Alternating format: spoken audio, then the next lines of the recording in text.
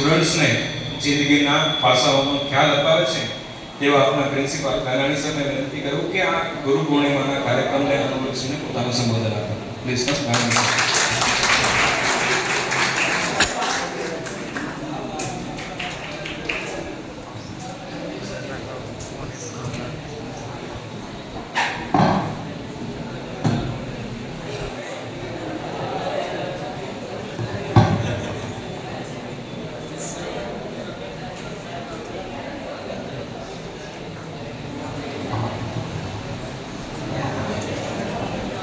સરકારી વિજ્ઞાન કોલેજ જસદણના મારા આદરણીય પ્રાધ્યાપક મિત્રો, મારી નોન ટીચિંગ ટીમ અને મારા વાલા ભાઈઓ અને બહેનો, વિદ્યાર્થી ભાઈઓ અને બહેનો, 2022 થી આપણી સરકારી વિજ્ઞાન કોલેજ જસદણ શરૂ થઈ.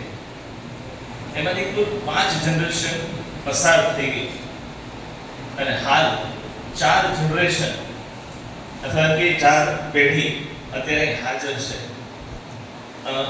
F5 થી આવેલા બાળકો ઘડાતા SY TY પૂરું કરી અને હવે MSc માં એન્ટ્રી આવતીકાલથી એમની નવી જર્ની શરૂ કરે છે. તો કોલેજનો છેલ્લો દિવસ કદાચ માણવા આવ્યા છે, અમને મળવા આવ્યા છે. આપ સૌને હું આવકારું છું. આજે આપણે ભારતીય સંસ્કૃતિનો અત્યંત પવિત્ર અને પ્રેરણાદાયી પર્વ ગુરુ પૂર્ણિમાની ઉજવણી કરવા માટે એકત્ર થયા છીએ. આપ સૌને હું મારી હાર્દિક શુભકામનાઓ પાઠવું છું. ભારતીય સંસ્કૃતિની અંદર ગુરુનું સ્થાન છે તે ઈશ્વરને તુલ્ય આપવામાં આવ્યું છે. એટલે જ આપણે કહીએ છીએ કે ગુરુ બ્રહ્મા, ગુરુ વિષ્ણુ, ગુરુદેવો મહેશ્વર, ગુરુ સાક્ષાત પરબ્રહ્મ, તસ્મૈ શ્રી ગુરુવે નમઃ. તો આ એક શ્લોક નથી, પણ ભારતીય સંસ્કૃતિનું જીવન દર્શન છે કે ગુરુ આપણે એને નથી કહેતા કે જે માત્ર આપણે પાઠ્ય પુસ્તકોનું જ્ઞાન આપે, પરંતુ જીવનની સાચી દિશા આપે, વ્યક્તિત્વનું ઘડતર કરે અને આપણામાં રહેલી દિવ્ય શક્તિઓને પ્રગટ કરવાનો પ્રયત્ન કરે.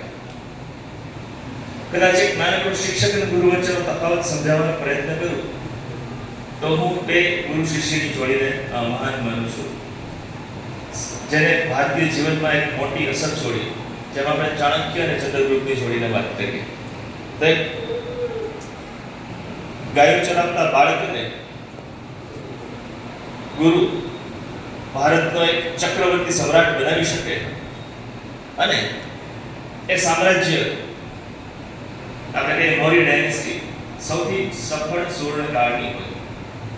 પણ એ સિવાય શિક્ષક અને ગુરુ વચ્ચેનો તફાવત સમજાવવાનો પ્રયત્ન કર્યો તો આપણે મહાભારતનો ગુરુ દ્રોણ અને અર્જુનનું પાત્ર લઈએ તો અર્જુનના શિક્ષક તરીકેની ભૂમિકા દ્રોણાચાર્ય સર્વશ્રેષ્ઠ નિભાવી, સર્વશ્રેષ્ઠ ધનુર્ધર બન્યો. પણ જીવનની કેટલી પરિસ્થિતિઓ આવે છે કે જેની અંદર માર્ગદર્શનની જરૂર પડે, આપણામાં રહેલા જ્ઞાનને કેમ વાપરવું, કેમ ઉપયોગ કરવો એની જરૂર પડે. અને પછી ગુરુ છે એ મિત્ર પણ બને, સખા પણ બને અને સાથી પણ બને અને શિષ્યને, મિત્રને માર્ગદર્શન આપે અને મહાભારતનું યુદ્ધમાં એનું સંપૂર્ણ રક્ષણ કરી અને મહાન યોદ્ધાઓની સામે જીતવા માટેની ક્ષમતા છે એ બહાર કાઢે. એ ભગવાન કૃષ્ણ અને એ સમયને આપેલો મહાન સંદેશ એટલે ગીતાનો ગ્રંથ, જે આપણને હાલના સમયમાં પણ પ્રાસંગિક છે કે મેનેજમેન્ટના સૌથી મોટા પાઠ શીખવાડે છે. તો વિદ્યાર્થી મિત્રો, આજનો યુગ વાત કરીએ કે ભાઈ માહિતીનો યુગ છે. હમણાં દીકરીએ સરસ મજાનું એક નાટક રજૂ કર્યું, એક ક્લિક કરી અને માહિતીનો ઢગલો થઈ જાય, મળી જાય. પણ માહિતી, જ્ઞાન અને સમજણમાં મોટો તફાવત છે. ગૂગલ, ChatGPT, YouTube તમને માહિતી આપશે, પણ એ માહિતીમાં મીર જાફર નામનો નવાબ છે એ સમજાવવા માટે તો મીર જાફર નામનો નવાબ છે એ સમજાવવા માટે તો ગુરુની જરૂર પડે. એને જ્ઞાનમાં કન્વર્ટ કરે. અચ્છા, જ્ઞાન છે એને સમજણમાં કન્વર્ટ કરે અને સમજણ છે એ આપણે જીવનના મૂલ્યો શીખવાડે, જીવન જીવનની કળા આપે, આપણી અંદરનું શ્રેષ્ઠ છે બહાર લાવે, એને આપણે ગુરુ કહીએ છીએ.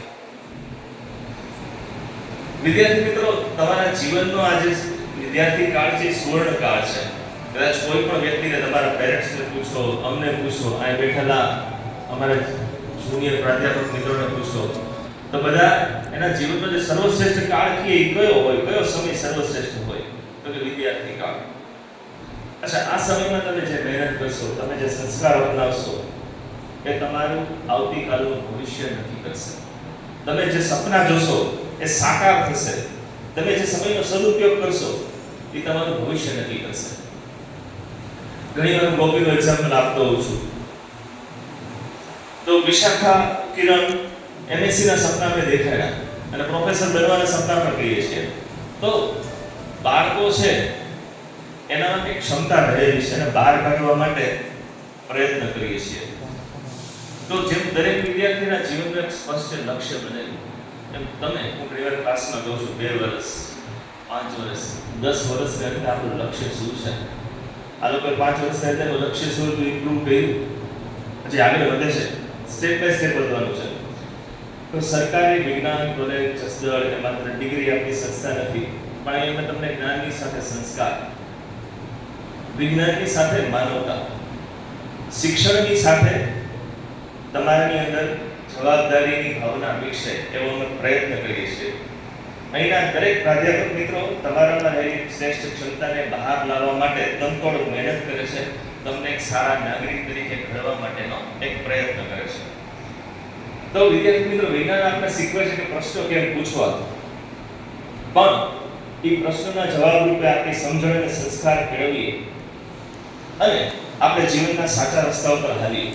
આર્ટિફિશિયલ ઇન્ટેલિજન્સની નવી ટેકનોલોજીની ઘણી બધી આવે છે, નવી વસ્તુ આવે છે, પણ સૌથી અગત્યનું છે કે આપણી અંદર માનવતા હોય, નૈતિકતા હોય, આપણી જવાબદારીઓનું આપણને જ્ઞાન હોય, તો તમે સમાજની અંદર માત્ર સફળ નહીં પણ ઉપયોગી વ્યક્તિ બનશો. સારા શિક્ષક બનો, ડોક્ટર બનો, અધિકારી બનો, ઉદ્યોગ સાહસિકો બનો, પણ એ બધાની પહેલા એક સારા મનુષ્ય, સારા માનવી એ બધું જરૂરી છે. તો સ્વામી વિવેકાનંદનું એક સ્લોગન છે જે મને ગમે છે, ઘણી વાર ક્લાસમાં કહું છું કે ઉઠો, જાગો અને ધ્યેયની પ્રાપ્તિ સુધી મંડ્યા રહો. અને ઘણી વાર ટીવાયમાં તમારા અલગ અલગની વાતો ઝાઝી થાય, FIમાં થોડી થાય, SIમાં ઓછી હોય. ટીવાયમાં અલગ અલગની વાત થાય તો ઘણી વાર બધું સંકરાતું જાગ. સંકરાતું જાગ એટલે શંકરાચાર્યના માતા, શંકરાચાર્ય જ્યારે નાના હતા ને ત્યારે સવારના વહેલા ઉઠાડે અને શંકરો જેને દીકરાને કહે કે સંકરાતું જાગ, એટલે માતા એને કે હું જવાબ આપે, હું જાગું છું. પણ જાગું છું મતલબ શું? જાગવું એટલે શું? એ નહીં પથારીમાંથી ઊભા થઈ જાય, ઉઠી જવું એને જાગવું નહીં. મારા જીવનનું ધ્યેય શું છે? મારે કઈ દિશામાં જવું છે? એકવાર શંકરાચાર્યને મગજમાં બેસી ગયું કે મારે વેદો અને પુરાણોનો અભ્યાસ કરી અને ભારતની અંદર હિન્દુ સંસ્કૃતિની સ્થાપના કરવી છે. તો એમ કહે છે કે વેદો અને પુરાણોને જનજીવનની અંદર હાલના સમયમાં પ્રાસંગિક બનાવવાનું કામ છે શંકરાચાર્યએ કર્યું. જાણો છો ને, 4 વિદ્યાપીઠની સ્થાપના કરી છે, ભારતના અલગ અલગ ખૂણાઓમાં છે, અને આજે પણ તમને શંકરાચાર્યની અલગ અલગ પેઢીઓ તમને જોવા મળે છે. તો દરેક બાળક માટે એના માતા પિતા એને સૌથી પહેલા ગુરુ છે. માતાશ્રી બાળકનું ઘડતર કરે એના જેટલું કોઈ નથી કરી શકતું. તો સૌથી પહેલા માતા પિતા આવે, ત્યાર પછી હવે તમારા શિક્ષકો, પ્રાધ્યાપકો. આ સિવાય પુસ્તકો છે, સારા પુસ્તકો જીવનની ઘણી બધી વસ્તુ શીખવાડે છે, પ્રકૃતિઓ છે તમને શીખવાડે છે. પ્રકૃતિમાંથી ઘણી બધી વસ્તુ શીખી શકીએ છીએ આપણે. અને સૌથી અગત્યનું જીવનના અનુભવો, જે અમારી વિદ્યાર્થીનીઓ છે એ ટીવાયની છે, એના અનુભવો પહેલા દિવસના, છેલ્લા દિવસના, અમારા આ વિદ્યાર્થીઓ પણ તમને એના જીવન અનુભવો કહેશે. તો આપણા અને બીજાના અનુભવોમાંથી શીખવું એ ખૂબ જરૂરી છે અને એ જ આપણા સાચા ગુરુ હોય છે. તો એટલી વિનંતી કરીશ કે માતા પિતાઓનો, આપણા પ્રાધ્યાપક મિત્રોનો, આપણા અનુભવોનો એક આદર કરીએ. તો એમ કહું કે આપણે જીવનમાં 5 સંકલ્પો લેવા જોઈએ વિદ્યાર્થી કાળમાં, વિદ્યાર્થી તરીકે. હું બોલું, હું ઈચ્છું કે દરેક મારી સાથે જોડાય. છેલ્લે બેઠેલો છે તરુણ છે, એની બાજુમાં બીજો પણ બાળક છે, મારો પ્રિય બાળક છે, નીચું રોય કે અમારા ગુરુ છે. અમને શીખવાડે કે શું શીખવવું, શું ન શીખવું, અથવા કેમ શીખવું એમને. તો આપણે 5 સંકલ્પો લઈએ. બોલતા જશો મારી સાથે. પહેલા હું બોલું, પછી આમ પ્રતિજ્ઞાના સ્વરૂપે કેમ હાથ આગળ રાખશો, નજીક બેઠા હો, પ્રતિજ્ઞા હાથ ઊંચો કરી લઈશું, કઈ રીતે લઈશું? આ બસ ચાલો શરૂ કરીએ.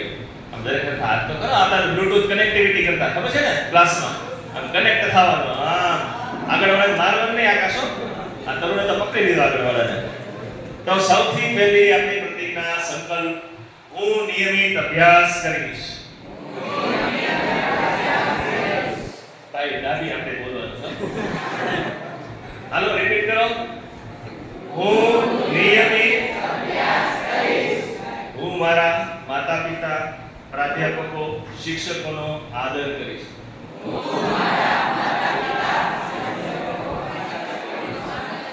શિક્ષક, પ્રાધ્યાપક, મોટા ભાઈ બહેન એમની પાસે આપણે માન ને આદર તો હોવું જોઈએ. પછી ત્રીજું, હું સમયનું મૂલ્ય સમજીશ અને જીવનને શિસ્તબદ્ધ બનાવવાનો પ્રયત્ન કરીશ.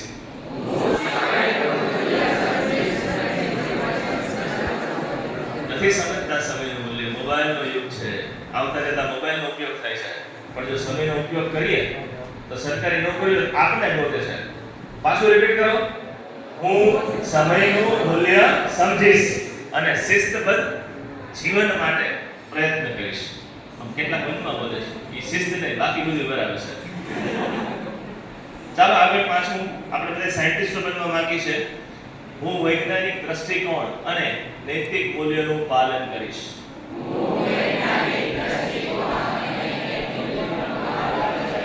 આ બિઝનેસમેન જ બોલતો નથી, અમારા ક્લાસમેન ના બોલે. આ બિઝનેસમેન સંભળાય ને? આ ડાબી બાજુનો, વિશાળકારી બાજુનો તારો પાડોશી.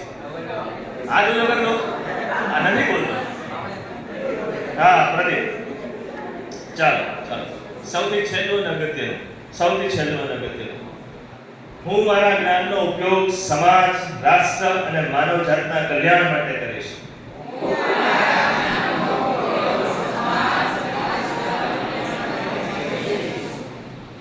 ઓકે, આપણા 5 પ્રતિજ્ઞાઓ. આમાં છેલ્લી પ્રતિજ્ઞા લીધી ને, અત્યારે અમે જેન નો કમાલ જોઈએ છીએ. હું શીખું છું એની પાસે.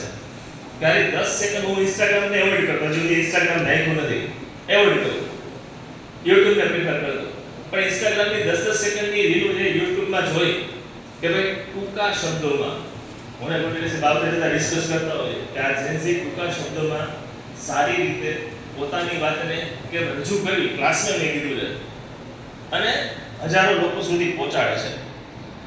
અત્યારે આજે આંદોલન થયું એનું શા માટે તો કે એને સમજણ છે કે શિક્ષણ છે એ શક્તિશાળી શસ્ત્ર છે કે જેનાથી દુનિયાને બદલી શકાય છે. શિક્ષણ એ માત્ર ક્લાસમાં અપાતી કેમિસ્ટ્રી, ફિઝિક્સ, બોટની, ઝૂલોજીની માહિતીઓ નથી. અમે તમને ઠપકારીએ છીએ અને ઠપકાર્યા પછી આપણા આત્મબોધ જાગે એકાદામાં પણ, અને સાચી દિશા પકડાય. તો એ શિક્ષણ ઇન્ફોર્મેશન, સમજણ અને જ્ઞાનમાં કન્વર્ટ થાય. અને એકવાર જો સમજણ અને જ્ઞાનનો દીવો અંદર પ્રગટી ગયો, પ્રદીપ, એકવાર સમજણ અને જ્ઞાનનો દીવો પ્રગટી ગયો તો એ માણસને કોઈ અટકાવી શકતું નથી. કોઈ સરકાર, કોઈ પેરેન્ટ્સ, કોઈ તાકાત એને અટકાવી શકતું નથી. એના જીવનના સંકલ્પોને પૂર્ણ કરી શકે છે. તો આપ સૌ મોટા સપનાઓ જુઓ, નિષ્ફળતાથી ક્યારેય ડરો નહીં. નિષ્ફળતા મળે એ ટિકિટ આવશે. હવે મોડેલ છે કે એફઆઈ માં બહુ સારું, હું એફઆઈ માટે એફર્ટ કરતો ને કે આવા દેવા એકવાર આવે પછી ખબર પડે કે આ શું કામ આવી,